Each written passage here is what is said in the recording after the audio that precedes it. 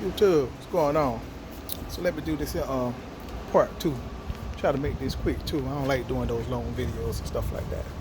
But part two of the learn before you earn, right? You have to do your research. So all y'all that's going to YouTube University, do your research. Okay, so when people are telling you things, research it yourself. Don't research it through going to other YouTubers and seeing what they have said, because most of the YouTubers, they go off of their own personal experience. That's how they then learn and things. There's no school out there to teach you how to run a trucking business. There's business school that teach you how to run a business. So you got to learn a part of the trucking world, and you have to learn part of the business world to put it together to make everything gel together on how to run the business, right? They have this lady on YouTube. It's called the Truckers Accountant. Y'all need to check her out, okay? She goes into depth a lot of stuff about taxes and everything for truckers, okay? And how she's able to save these here owner operators thousands and thousands of dollars, okay? And that's how I learned all the stuff about running a trucking business. And that's how I learned through her and her teachings and things like that, the deductibles and everything that is that you could take on taxes and stuff like that. That's how I learned that money, that percentage that you pay on your load, it's a tax deduction. That's how I learned all that, okay? I do research, so I go back on all those stuff. I learned about being tax exempt and what states that you could be tax exempt on sales tax for truckers. Just buying a truck, buying a trailer, anything that goes on that truck is part of that truck, you could be tax exempt on that. That's not for every state, but it's for most states. Okay, so that's what I mean by you have to do your research. So when you're learning about starting a trucking company, business, you have to learn those things. You listen to people, now you do research on what they say. I could care less how many years they've been out here. I'm just not finna jump on everything that people say. I listen to it, and then I do my own research for it. Now, I listen to a whole bunch of other YouTube truckers. So by me listening to them, I'm gonna learn from their good, I'm gonna learn from their bad. And then I'm gonna take what they did and I'm going to apply that to my business plan on what I'm trying to do and how that relates to me. Because just because they say, hey, the Volvos are the best trucks or Freightliners are the best church, and it's because they're easy to work on and things like that. Okay, what do mechanics say about that? Not the truckers. What do the mechanics say about that? What do the mechanics that rebuild these engines and do the overhauls on them and all the end frames and everything like that, what do they say about it? What do they say about those engines compared to other engines? And what do your mechanic says?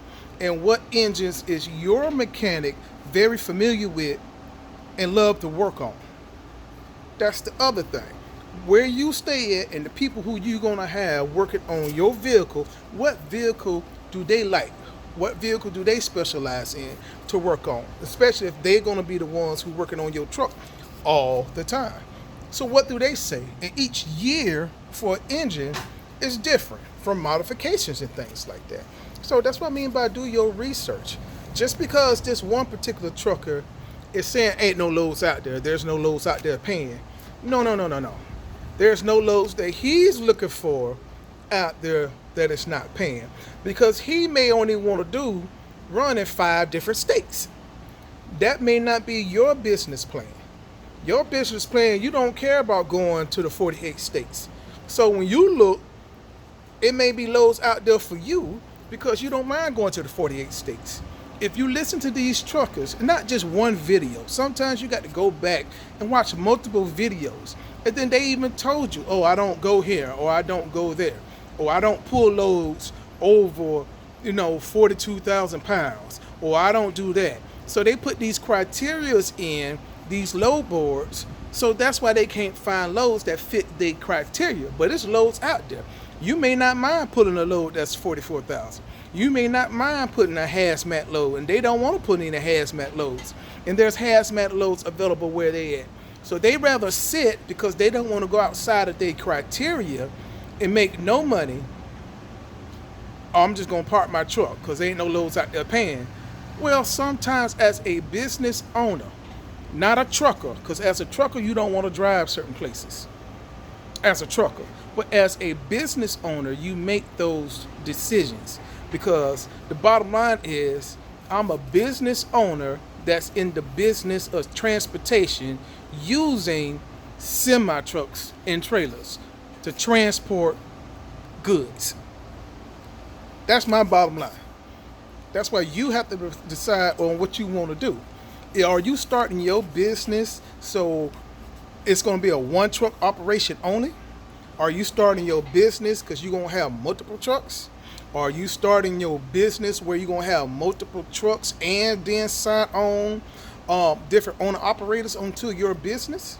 Are you starting a business to where that you're going to start off trucking, have a couple of trucks, then open up a brokerage so you have that brokerage and you have your own, 4 or 5 semi trucks running and then you are doing loads? What type of business are you starting?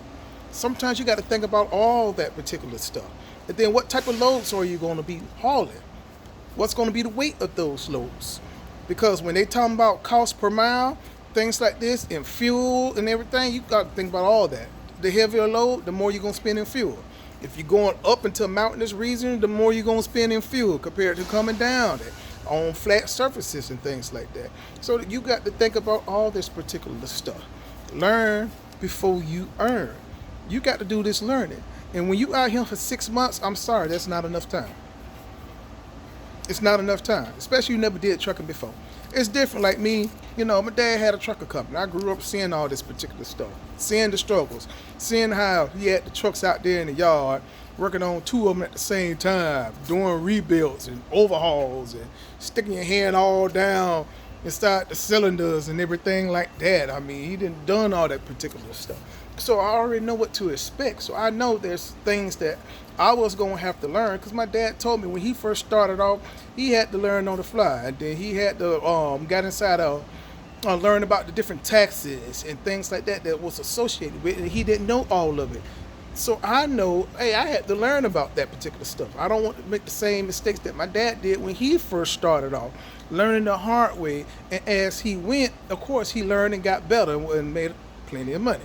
Okay, so that's what I mean by you got to learn before you earn. You can't always be ready to jump out there. Driving the truck is easy.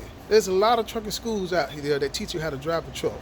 How many of those schools teach you how to run the trucking business? I can tell you, none. They don't teach you how to run the trucking business. So why you think just because you learn how to drive a truck that you ready to go out here and now have a trucking business or run a trucking business and you think you're going to be highly successful your first year? No, it does not work like that.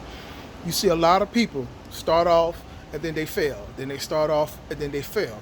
The good ones, once they fail, they learn from their mistakes and then they get back up and do it again after a couple months later. And then they know where they went wrong at, and then they apply that to their new startup, and then they start doing great. But I don't want to be one of those ones that want to just jump out there not knowing everything that I need to know, only to fail and come back again. Okay? I know what I'm trying to do for my business. So when I start my business and get my business up and going, I know I'm going to have everything in place and start off my business how I expect my business to be 5 years from now.